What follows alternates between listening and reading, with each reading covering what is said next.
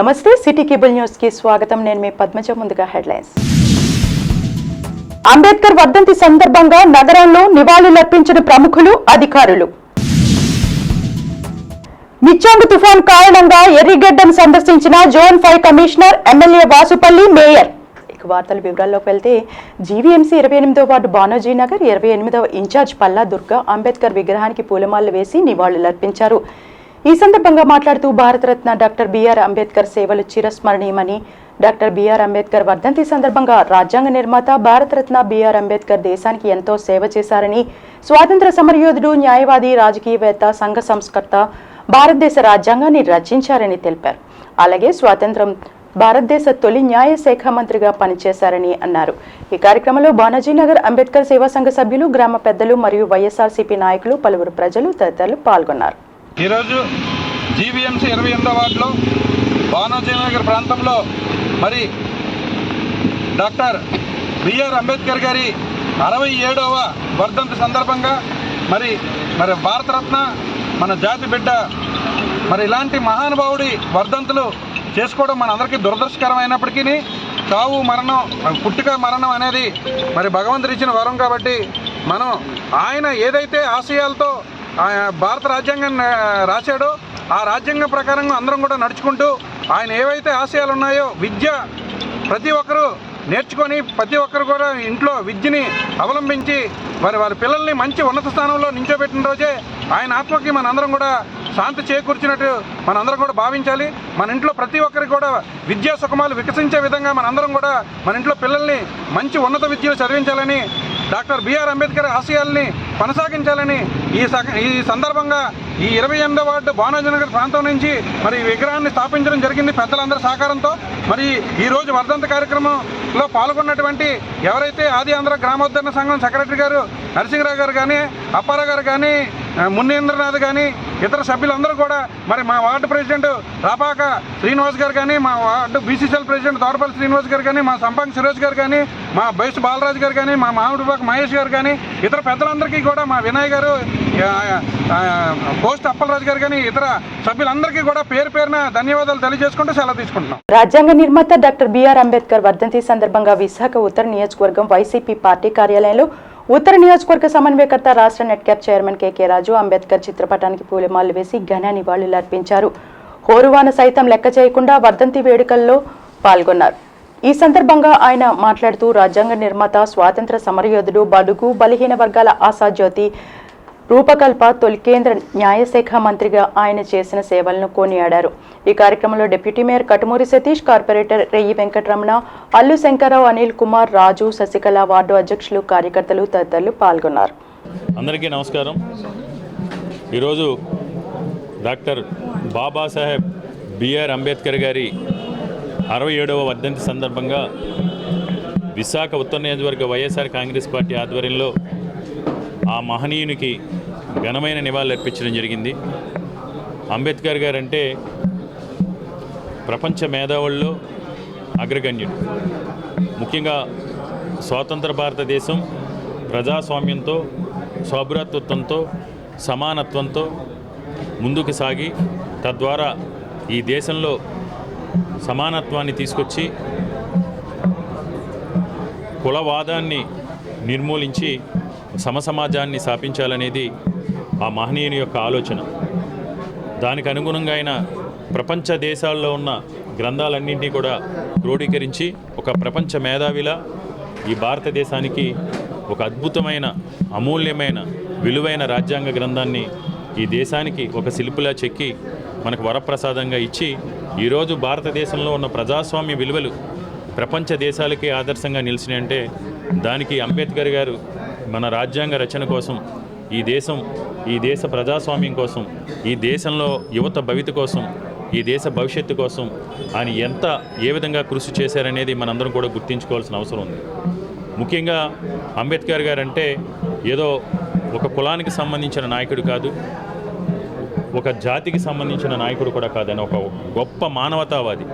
ఏ రోజు కూడా ముఖ్యంగా వెనుకబడిన వర్గాల వారు ఎక్కడున్నా సరే అభ్యున్నతి సాధించాలి, వెనుకబడిన వర్గాల వారి అభ్యున్నతి, వెనుకబడిన వర్గాల వారికి విద్య, ఉపాధి, వైద్యం, ఒక స్థిర నివాసం, లాంటి వనరులన్నీ కూడా వారికి ఏర్పాటు చేయడం ద్వారా మాత్రమే ఈ సమాజంలో సమసమాజాన్ని తీసుకురాగలుగుతామని ఆయన ఎన్నో పోరాటాలు చేయటం జరిగింది. ముఖ్యంగా గతంలో స్వాతంత్రానికి పూర్వం అగ్రవర్ణాల ఆధ్వర్యంలో కొన్ని కులాలు వెనక్కి నెట్టిపెట్టడం, అనగదక్కబడ్డ కులాలన్నింటినీ కూడా ముందుకు తీసుకురావాలంటే వారికి విద్య, వైద్యాన్ని, ఉపాధిని కూడా కల్పించాలని ఆయన చేసిన కృషి మనందరికీ కూడా చిరస్మరణీయం. అలాంటి మహనీయుడికి ఘనమైన నివాళులు అర్పిస్తూ ఈరోజు ఆ మహనీయుల యొక్క ఆత్మకి సంపూర్ణ శాంతి చేకూరాలి అంటే వారి ఆశయాలను, ఆలోచనలు కూడా మన చిత్తశుద్ధితో, నిబద్ధతతో ముందుకు తీసుకెళ్లాల్సిన అవసరం ఉంది. ఈరోజు ఆ విధంగా భారతదేశంలో కృషి చేస్తున్న ఏకైక నాయకుడు ఒక వైఎస్ జగన్మోహన్ రెడ్డి గారు మాత్రమే.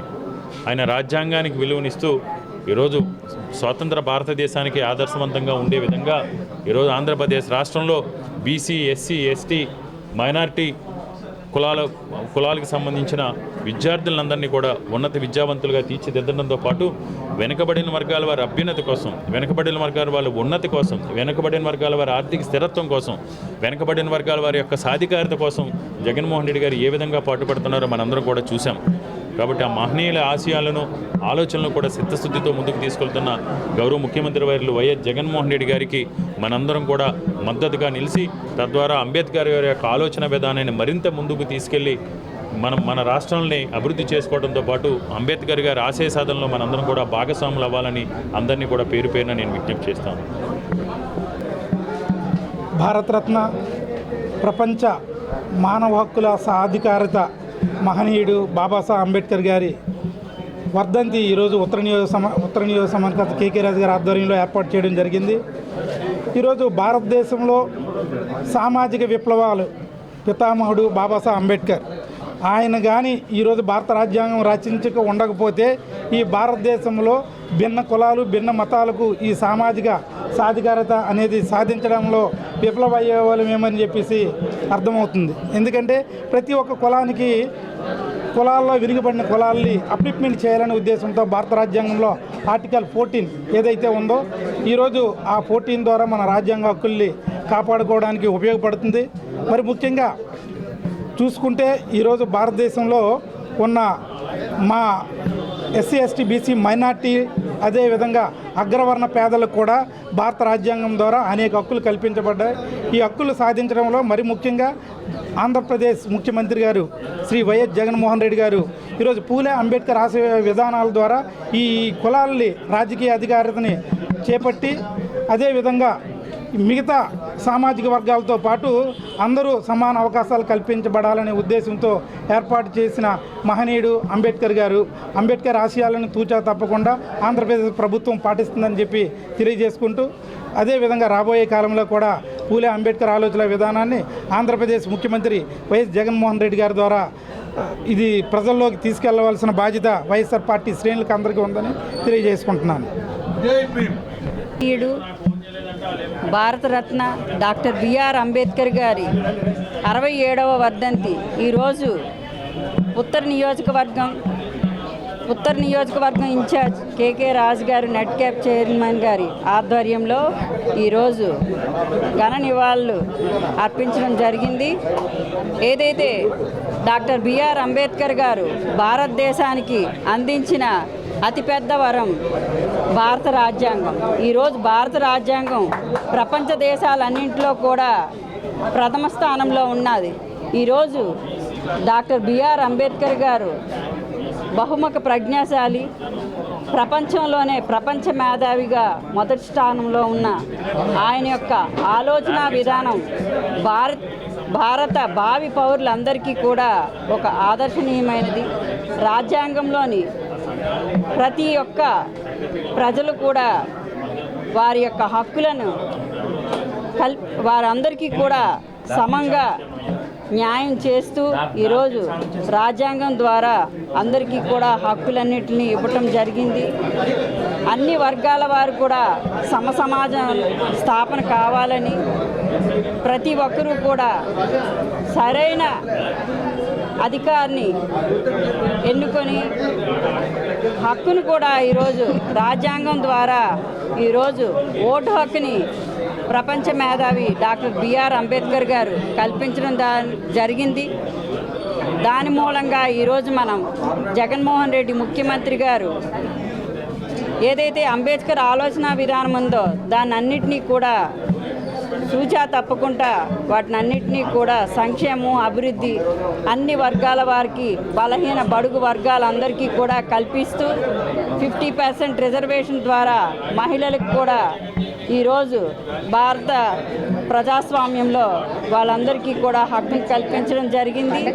ఇవన్నీ కూడా చక్కగా పాటిస్తూ ఆ మహనీయుడికి నివాళులు అర్పిస్తూ అందులో భాగంగా మనము కూడా రేపు రాబోయే ఎలక్షన్లో జగన్మోహన్ రెడ్డి గారికి భారత రాజ్యాంగం ద్వారా డాక్టర్ బిఆర్ అంబేద్కర్ గారు ఇచ్చిన ఆదర్శనీయమైన పరిపాలన అందిస్తున్న ఆయనకి రాబోయే రోజుల్లో మనం అందరం కూడా అత్యధిక మెజారిటీ గెలిపించి అప్పుడే మనం భారత రాజ్యాంగ నిర్మాత మన డాక్టర్ బిఆర్ అంబేద్కర్ గారికి నిజమైన నివాళులు అర్పించడం జరుగుతుందని అందరికీ మనవి చేస్తూ ఆయన ఆలోచన విధానాన్ని అందరం కూడా ముందుకు తీసుకెళ్లే విధంలో పాల్పంచుకోవాలని అందరికీ కూడా తెలియజేస్తా.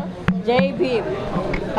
మిచాంగ్ తుఫాను ప్రభావంతో భారీ వర్షాలకు విశాఖలో రహదారులపై భారీగా వర్షపు నీరు చేరింది.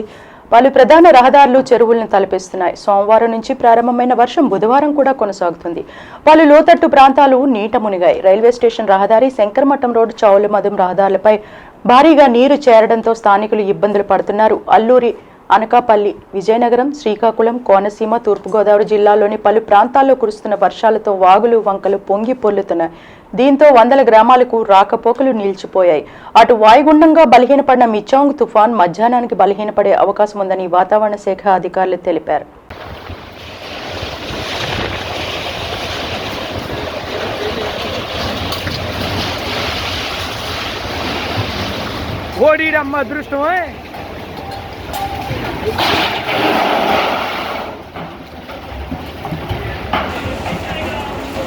ఫ్యాన్తో సహా ఎగిరిపోయి పడిపోయింది.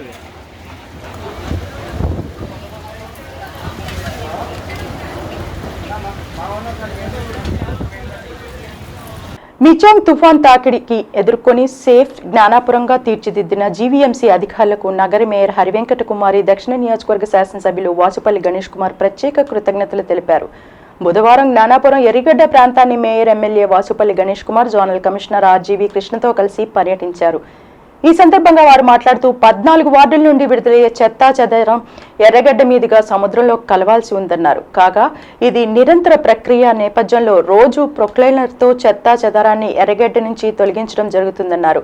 కాగా తుఫాను నేపథ్యంలో ఎప్పటికప్పుడు కార్పొరేటర్ కోడిగుడ్ల పూర్ణిమ అధికారులతో సమీక్షిస్తూ మిచాంగ్ తుఫాన్ నుండి జ్ఞానాపురం ప్రజలకు ఎటువంటి ఇబ్బందులు తలెత్తకుండా చర్యలు చేపడుతున్నట్లు తెలిపారు. ముఖ్యమంత్రి జగన్మోహన్ రెడ్డి ఆదేశించిన నేపథ్యంలో జీవీఎంసీ అధికారులతో తామంతా మమేకమై నిత్యం రాత్రి పగలు తేడా లేకుండా 3 రోజుల నుండి పలు ప్రాంతాలు పర్యటిస్తూ పరిస్థితులు అంచనా వేయడం జరుగుతుందన్నారు. ముఖ్యంగా గత ప్రభుత్వంలో చిన్న వర్షం వచ్చినా మునిగిపోయే జ్ఞానాపురానికి జోనల్ కమిషనర్, కార్పొరేటర్ కోడిగుడ్ల, జీవీఎంసీ సిబ్బంది చొరవతో చిన్న వర్షపు నీరు కూడా నిల్వ లేకుండా ఉంచడం జరిగిందన్నారు. అలాగే ఎర్రిగడ్డ ఎప్పటికప్పుడు మిషన్ల సహాయంతో చెత్తను తొలగించే ప్రక్రియ త్వరలో పూర్తి కానున్నట్లు తెలిపారు. ప్రస్తుతం 24 లారీలు చెత్తని బయటకు తీసి మళ్లించినప్పటికీ వర్షం కారణంగా ఎర్రిగడ్డ పొంగకుండా వర్షంలో కూడా చర్యలు చేపడుతున్నామని తెలిపారు.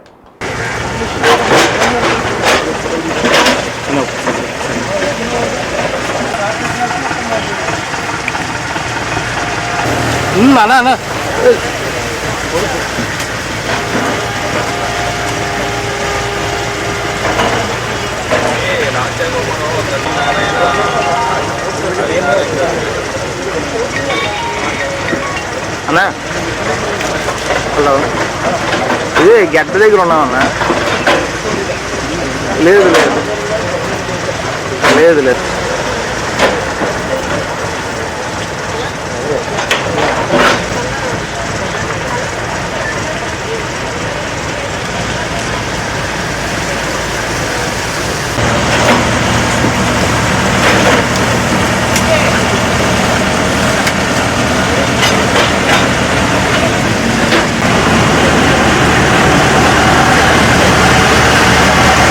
వర్షాలు గత 3 రోజుల నుంచి కురుస్తున్నాయి. దాంట్లో ముఖ్యంగా ఇక్కడ ఎర్రిగడ్డ దగ్గర వాటర్ ఫ్లో అయ్యి చాలా వరకు ఇక్కడ హౌసెస్ అన్నీ కూడా మునిగిపోయే స్టేజ్లో ఉండేవి ఒకప్పుడు. కానీ ఎప్పుడు కూడా దీనికి ప్రత్యేకమైన నిధులు కేటాయించి సుమారు యాన్యువల్ ఇన్కమ్ కింద సుమారు 90 లక్షలు వ్యయంతో ఎప్పటికప్పుడు ఈ మిషన్స్ ద్వారా ఇక్కడ ఏదైతే 14 వార్డుల నుంచి వచ్చిన చెత్తను ఎప్పటికప్పుడు లిఫ్ట్ చేయడమే కాకుండా ఈ వర్షాల కారణంగా ఈ 3 రోజులు కూడా ఇక్కడ జోనల్ కమిషనర్స్ అలాగే వీరందరూ డే అండ్ నైట్ ఇక్కడ ఉండి పర్యవేక్షించి మొత్తం సుమారుగా 22 ట్రిప్పులు ఆల్రెడీ కాపులపాడికి మనం ఇక్కడ నుంచి గార్బేజ్ అంతా కూడా లిఫ్ట్ చేయడం జరిగింది. ఇంకా మీరు చూస్తున్నారు 22 ట్రిప్పులు వెళ్ళినా కూడా ఇంకా అంత పెద్ద ఎత్తున మనకి ఇక్కడ గార్బేజ్ అన్నది మీరందరూ కూడా చూస్తున్నారు. ఇది మొత్తం 14 వార్డుల నుంచి ఇక్కడికి రావడం జరుగుతుంది. ఇది నిరంతరం ప్రక్రియ. ఇక్కడ ఆఫీసర్స్ వీళ్ళందరూ కూడా ఈ 3 రోజులు కూడా డే అండ్ నైట్ కష్టపడడం వల్ల మనము ఇక్కడ ఎక్కడ కూడా వాటర్ వెళ్ళకుండా రాకుండా ముఖ్యంగా మొత్తం ఈ జ్ఞానాపురం ఏరియాలో మొత్తం నీళ్లతో నిండిపోయేది ఒకప్పుడు. అలాంటి ప్రాబ్లం ఏమీ లేకుండా నిరంతరం కూడా పర్యవేక్షిస్తూ అన్ని జోనల్ ఆఫీసర్స్ కూడా చాలా అలర్ట్గా చాలా బాగా చేశారు. ఎక్కడ ప్రధానంగా ఇప్పుడు మనం ఎర్రిగడ్డ ప్రాంతంలో ఉన్నాము. జ్ఞానాపురం ఎర్రిగడ్డ పోర్టు, జ్ఞానాపురం ఎర్రిగడ్డ. మీ అందరికీ తెలుసు, ఎర్రిగడ్డకి 14 వార్డుల నుండి ముఖ్యంగా నార్త్ అటు మాధవదారు దగ్గర నుండి కూడా ఇవన్నీ కూడా ఈ కాలువలన్నీ కూడా గడ్డలన్నీ కలిసి ఈ ఎర్రిగడ్డ ప్రాంతంలోకి వస్తాయి. ఇది సముద్రంలో కలుస్తూ ఉంటుంది అన్నమాట. సముద్ర ప్రాంతంలోని ఎక్స్పోర్టింగ్ అండ్ ఇంపోర్టింగ్ జరుగుతూ ఉంటుంది కాబట్టి పెద్ద పెద్ద వెసల్స్ కడతారు కాబట్టి ఇది ఇక్కడ ఒక బ్యారియర్ వేశారన్నమాట. అంటే ఏమాత్రం కూడా చిన్న ఫారెన్ పార్టికల్స్ కూడా లోనికి వెళ్ళకంట. దాని మూలన ఏమవుతుందంటే ఈ యొక్క థెర్మోకాల్స్ కానీ ఇవన్నీ కూడా బాగా స్టక్ అయిపోయాయి. అంటే మీరు అనుకోవచ్చు వర్షంలోనే మేయర్ గారు తిరుగుతా ఉన్నారు లేదంటే కమిషనర్ గారు అని చెప్పేసి కదా. నిత్యం ఇక్కడ పని జరుగుతూ ఉందన్నమాట. దిస్ ఇస్ డార్మెంట్, మనకు కనిపించదు అన్నమాట. కనిపించలేని విధంగా పని చేస్తూ ఉన్నదన్నమాట. నిత్యం ఇక్కడ ఒక ట్రూ ఇవి దాన్ని ఏమంటారు వాటిని ప్రొక్లైనర్స్ ఏమో తీస్తూ ఉన్నదన్నమాట. మునిగిపోయింది. ఇక్కడ జ్ఞానాపురంలో 1 ఇంచ్ అయినా వాటర్ ఉందా? గతంలోనూ వర్షాలు పడ్డాయి, తెలుగుదేశంలో వర్షాలు పడ్డాయి, మీరు చూశారు. అక్కడ ఈ మాత్రం వరకు కూడా వాటర్ వచ్చేసేది. ఒక 4 రోజులు నిలవ ఉండేది. జ్ఞానాపురం అంతా తిట్టానే ఉండేవారు. కానీ ఈరోజు 1 ఇంచ్ వాటర్ లేదు. తుఫాను తీవ్రతకు అన్నవరం దగ్గర అన్నవరం సత్యనారాయణమూర్తి దేవస్థానం ఆనుకుని ఉన్న కొండ దిగువ ప్రాంతం పక్కన ఉన్న చెరువులో విలయతాండవం సృష్టించిన సుడిగాలి వర్ష తీవ్రతకు ప్రజలు అప్రమత్తంగా ఉండాలని ప్రభుత్వ అధికారులు ఆ గ్రామ ప్రజలు జాగ్రత్తగా ఉండాలని కోరారు.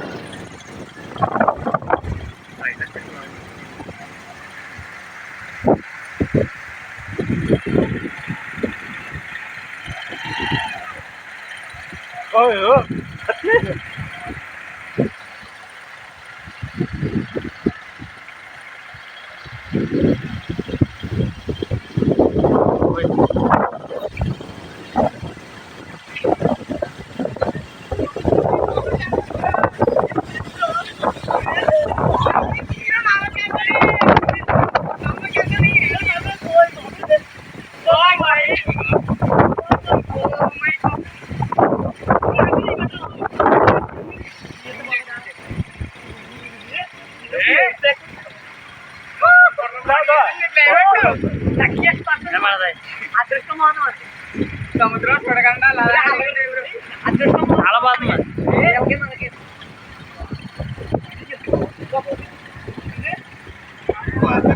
మళ్ళీ చూడలేరా ఫోకస్ మరి జీవితంలో చూడాలి చూడాలని చెప్తున్నాను. ఇలాగే జీవితంలో చూడమని చెప్తా ఫోకస్ వచ్చింది అవి అది జుంజే జుంజే జుంజే మళ్ళీ మళ్ళీ రాదు అవి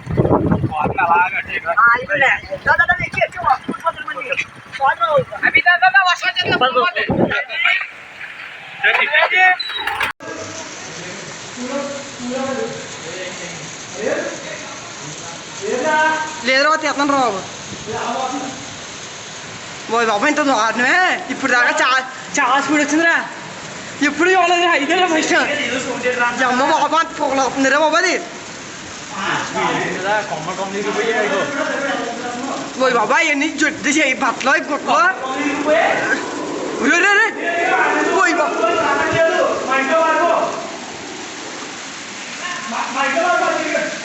ఎవరా వచ్చాము ఇవిడే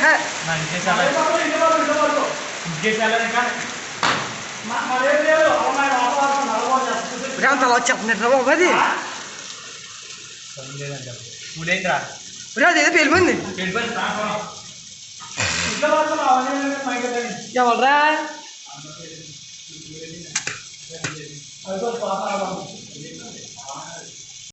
వార్తలు ముగించే ముందు ముఖ్యాంశాలు మరోసారి. అంబేద్కర్ వర్ధంతి సందర్భంగా నగరంలో నివాళులర్పించిన ప్రముఖులు, అధికారులు. మిచ్చాంగు తుఫాన్ కారణంగా ఎర్రిగడ్డను సందర్శించిన zone 5 commissioner, MLA Vasupalli, mayor. ఇవి బులెటిన్ విశేషాలు. మరిన్ని వార్తా వివరాలతో మళ్ళీ కలుసుకుందాం. అంతవరకు సెలవు. నమస్కారం.